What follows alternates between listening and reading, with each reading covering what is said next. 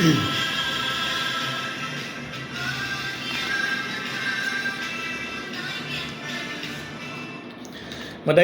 ti Apo kakabsat, ti kablaw ko manen, tinapatigganagan ni Apo tayo ng Jesucristo, kada kayo amin nga makipagpartisipar iti daytoy nga programa. Ken daytoy ket na nga programa ket napoluan ti Hope for You, agsipod ta mamati tayo nga tinamnama tayo masarakan laang ken Apo tayo nga Jesucristo. Ket daytoy nga programa ipaay kada kayo iti Jesus Our Hope Assemblies of God Church nga masarakan laang ti San Isidro, Candon City. Kablaawak ti ayayaten mi unay nga pastor awan sa bali no din ni Reverend Salvador Gagayed kastamot ti pamilyana ken ti pakabuklan iti kongregasyon iti Jesus Our Hope Assemblies of God Church nga masarakan lang iti San Isidro, Candon City. Likodan iti Dominion Bus Terminal ket kada kayo nga adda ditoy Candon itang Aldao na wanti pakigimongan nyo, imbitaran kayo nga umay makigimong iti oras ti alas 9 ingana ti alas 12 ti Aldao. May kayo makipagdaydayaw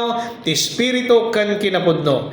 Ket kumoyt nga kablaawan dagiti amin nga papastor sa dinuman nga paset ti lubong ti anyo nga pagserserbian dagiti church workers ken dadumapay Apo nga magtartrabaho iti kaubasan ni Apo Dios. Kablaw ko ti napatagganagan ni Apo tayo nga Jesucristo kada kayo. Pagyamana kita nga bigat dagiti master control tayo on sa bali no din ni Engineer Dennis Abilionar ken ni Sir Jo Marie Habab naimbag nga bigat yo kakabsat. Ket kung pagyamanan dagiti sponsors tayo iti panagpatpatuloy da nga panang suporta iti daytoy nga programa tayo. Ti adal tayo kakabsat ken gagayem na pauluan iti Season with Grace. Ti teksto tayo masarakan iti Colossians chapter 4 verse 6 ket kastoy iti panagkunana. Let your speech be always be with grace, seasoned with salt, that ye may know how ye ought to answer every man. Nailangitan nga Diyos, amami nga nasantuan, Apo, ikamang miken ka, dito nga aramid mi. Bigbiga ko Diyos, nga wan ti mabalin ko nga aramiden, na wan iti panakabalin mo. Ken ti panangidalan mo ti Espiritu Santo. Dawati ko Diyos, nga sukimatam ti pusok, tapno ti kasta, kat may kariyak apong ausarem. Iti daytoy nga gundaway, nga makangi kasabada gito'y nga sasoom.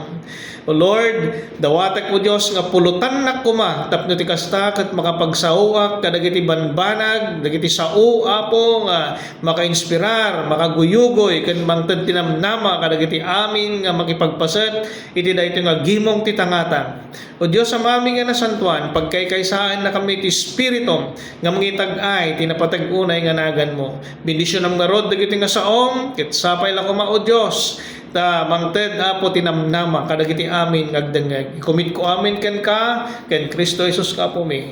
Amen.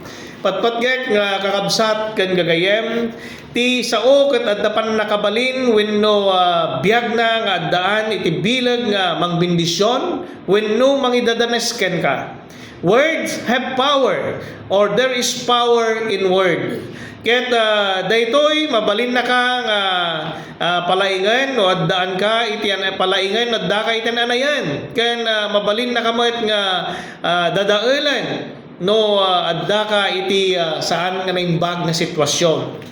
Kunana iti Proverbs chapter 18 verse 21, death and life are in the power of the tongue. Isod nga po na nga kasnamati masapol nga agsao tayo laang kuma kadagiti banbanag nga makapabindisyon kadagiti aming agdengdengeg. Nakunak nga datayo nga namati ket agsao tayo kuma iti sabsabali. Agsipod tano kuna tayo nga anak na tayo ti Dios makapabilag kan makapainspirar kuma dagiti sao nga isawang tayo manipod kadagiti ngiwat tayo tapno ti kasta ket dagiti agdengdengeg ket maddanda iti namnama ket mapakired da iti pamati da ken ni Apo Dios. Ket nangasauan nga amin nga sao tayo kuma ket maiturong kuma kadagiti agdengdengeg nga maidalan da kuma iti panagdayaw ken ni Apo Jesus. Awan ko mati negatibo nga mangdismaya kadagiti makaagdengdengeg kadagiti sasaom. Siguraduan tayo kuma nga dagiti panagsasao tayo ket maydaydayaw ti Dios nga nangted ken nang isalakan kada tayo madaydayaw ti Apo. As this verse says that let your speech be always with grace, seasoned with salt. Ket ita nga bigat kakabsat ken gagayem adda iti tallo nga banbanag nga kayat ko nga ibingay kada kayo. Ket ti umuna ko na our word must always reflect God's grace. Let your speech always with grace. When patpatgek nga kakabsat ken gagayem no agsao tayo kuma kadagiti sangwanan ti tattao na parabor kuma ti sao tayo nga mayibkas gaggapo kadagiti ngiwat tayo. Napasamak ken maramid tayo daytoy no ti puso tayo ket pudpudno nga naisuko ken ni Apo tayo nga Jesucristo.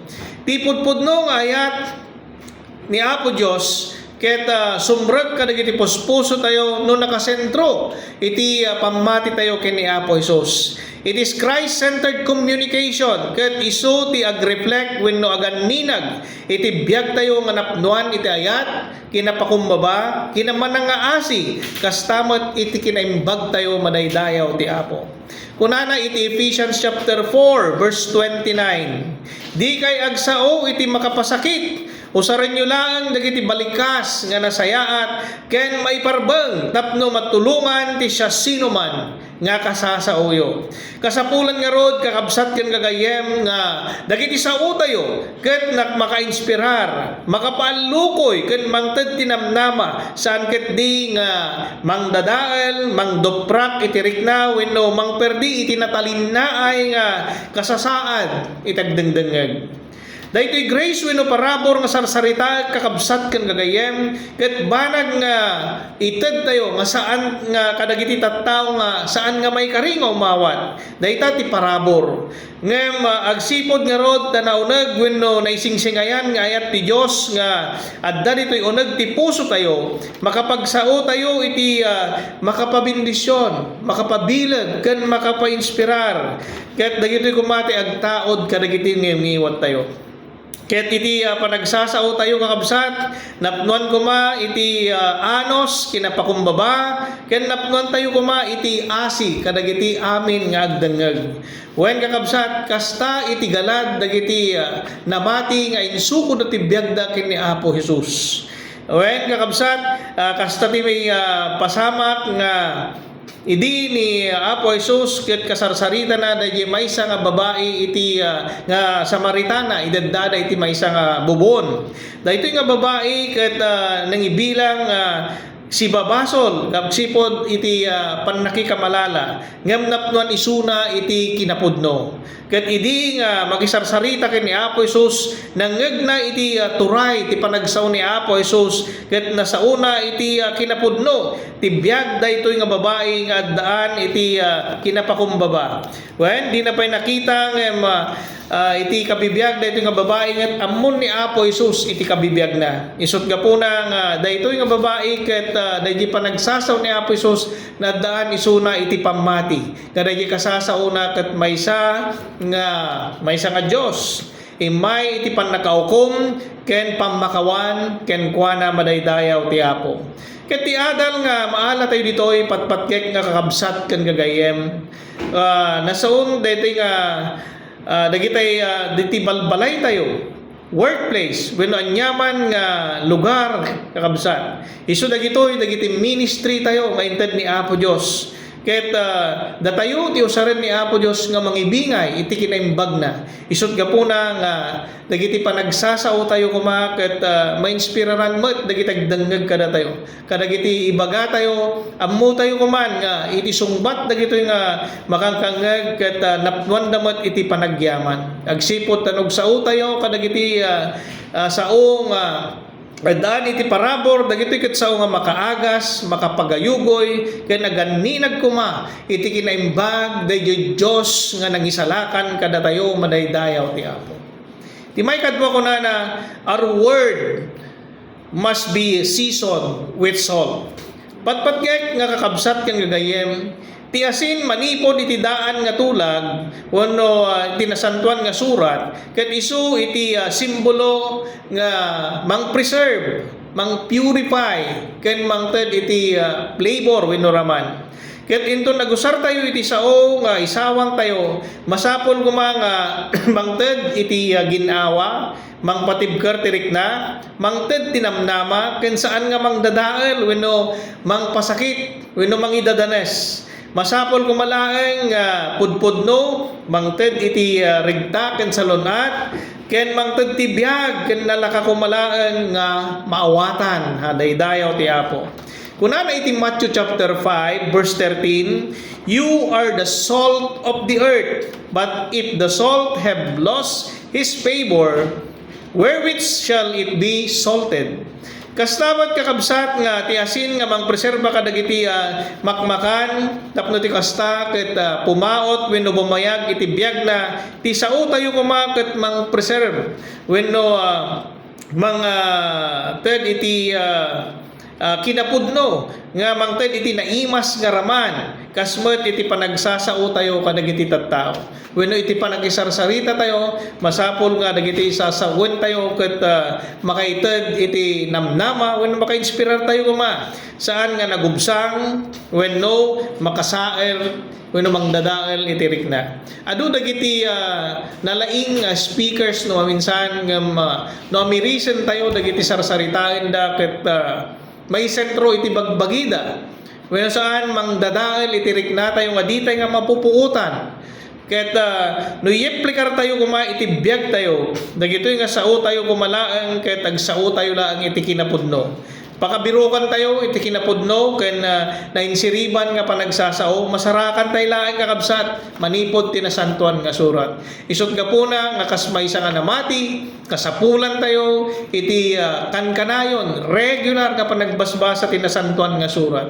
Agsipod iti panagbasbasa tayo ti nasantuan nga surat isut ti pakamuan tayo iti kinapudno ken pagayatan ni Apo Dios. So manipod laeng iti nasantuan nga surat madaydayaw ti Apo. Let your word be both gracious and truth, never compromising the truth, yet never forgetting love. Madaydayaw ti Apo. Ti may katlo ken maudi kunana, our word must give godly answer to every person, that ye may know how ye ought to answer every man. Kunana ni kapaset tinasantuan nga surat. So nga patpatgek nga kakabsat yan kagayem dahito ti mangipakita nga ti panagsasao tayo ket saan lakuma nga nasayaat ken nasamit iti panagdisuna kadagiti dengdengeg masapol nga daan tayo kuma iti nadyusan nga intention para iti nadyusan nga panggep. When lumakisar-sari tayo, ibingay tayo kung mga kankanayon. Dayta panangisalakan ni Apo Dios iti panagbiag tayo. Ti Dios kayat na nga nakasagana tayo kung mga kankanayon nga mangsungbat kadagiti saludsod dagiti tattao ket dagiti sungbat tayo isentro kuma iti pakaydaydayawan ni Apo tayo nga Kristo madaydayaw ti Apo. Adu dagiti tattao nga nasasamit iti panagsasauna aglalo iti kampanya iti sakbay ti eleksyon makitam no kasano ti kinalaing dagiti nga tattao nga agkari nagado dagiti karkarida ngem ubbaw ti kastoy nga panagsarsarita puwera di los buenos sa dama dagiti talaga nga aramiden da dagiti karida ngem kaadwan nakakabsat isuda dagitoy dagiti ubbaw nga tattao iti panagsarsarita da. Manipod iti 1 Peter chapter 3 verse 5 kunana, but sanctify the Lord God in your heart and be ready always to give an answer to every man that asketh you a reason of a hope that is in you with meekness and fear. So nga patpatgek nga kakabsat dakiti kumasao tayo ket agbalin ko mga mangipanagnag iti kinaimbag ti Ebanghelyo ni Apo tayo nga Kristo. Ket babaen iti panagbasbasa tayo ken panangadadal tayo kadagiti sasauna manipod ti nasantuan nga surat sisasagana tayo ken mga kankanayon nga mangsungbat kadagiti salsaludsod nga kayat nga mamuan dagiti tattao kang ronaan na iti pannakaisalakan ken mangibingay iti kinapudno nga napnuan iti kinapakumbaba ken asi kadagiti amin nga tattao. Ket kunana iti Proverbs chapter 25 verse 11, A word fitly spoken is like apple of gold in pictures of silver. Ket daytoy ti mangipanagnag iti kinaimbag ti sao nga maisawang wenno mayibkas no nainsiriban ken nasayaat iti pannakausar na madaydayaw ti Apo. Ibidiran tayo kumati agsao wenno balikas kadagiti sasaw nga saan tayo man lang nga inamiris wenno pinanunot nga naimbag. Ket amwen tayo kuma no insawang tayo wenno inibatan tayo dagiti nga sasao no kasano ti impact na wenno ti epekto na kadagiti agdangag. Ket damagen tayo muna iti bagi tayo no timbaga tayo ket pakaidayawan met lang ni Apo Dios ket ammo tayo ti sungbat dagiti nang isawangan tayo. Ket itinamnamaen tayo kuma nga ti sungbat ket makababang-ar kadagiti aming agdangag madaydayaw ti Apo. Patpatgek nga kakabsat ken gagayem. Manipod iti teksto tayo nga nakaadawan iti adal tayo ita nga bigat. Laglagipan tayo kuma nga ni Apo tayo nga Kristo. Ket insalakan na tayo babaen iti kinabaknang iti parabor na. Aganos kumangarod iti agayos kumangarod iti bendisyon manipod kada tayo nga insalakan na manipod kada iti puspuso tayo ket isawang tayo kuma dayta nga kinaimbag ti Dios ket iti daytoy nga lubong nga pagbibiyagan tayo baylaan napwan ti adu nga kita iti kinadakas ken ti Dios nga nangayab kada tayo inikkan na tayo ti pannakabalin nga agsao ti kinabaknang dayta nga parabor na kinauneg dayta nga ayat na isut gapo na kakabsat ken gagayem nga agsao tayo kuma nga nainsiriban. Speak with grace that others may experience the kindness of Christ. Speak with salt, preserving truth and giving life to all who hear. Speak with discernment that we may answer every man according to God's will. Brothers and sisters in Christ, let every word from our lips reflects the King we serve. Glory, hallelujah. Madaydayaw nga Diyos amami nga nasantuan nalpas manen Apo nga naikasaba dagiti sasaom. Sapay lang kumao Diyos dagiti nga naikasaba nga sasaom ket may mula kadagiti pospuso dagiti amin nga nagdengeg. Tapno iti kasta indumdumteng iti panawen nga mangriribok iti panagbiag malagip da kuma iti kinaimbag mo kundi ta parabor mo nga nang isalakan kada kami ponggem Apo Dios iti pamati miken ka agsipod ta dayta nga pamati isu iti mangisalakan kada kami dayta nga pamati ken panagtalegken ka ket sukuma iti nang nangruna iti daytoy nga panagbiag mi o Dios sa mami nga nasantuan bendisyonam dagiti amin nga nagipagpaset iti daytoy nga gimong ti tangatang sika Apo iti mangsupply kadagiti amin nga kasapulan da kas in karim manipod tinasantuan nga surat sikati mangagas kadagiti amin nga ananayenda agsipod ta sikati kalaingan nga doktor ket sikati mangisuro kadakwada kadagiti sangsangwenda nga problema agsipod ta sikalaeng ti ayan iti solusyon o Dios sa mami nga nasantuan bendisyonam Apo daytoy nga radio station dagiti amin nga workers nitoy kastamet Apo dagiti pampamilyada ikararag kumat Apo nga bendisyonam dagiti sumarsarunupay Apo nga aramid mi nga panagdaydayaw iti daytoy nga aldaw ikumit mi amin ken ka ket ti dayaw gloria panagyaman isublimi amin ken ka itinagan ni Apo Hesus nga Apo mi amen. When patpatgek nga kakabsat ken gagayem ket kayo imbitaran kadagiti sumarsarunupay nga radio broadcast every Sunday 7 to 7:15 ket tigayem ken kabsat yo Brother Eli Villanueva pumakpakada manen kada kayo. May God bless us all.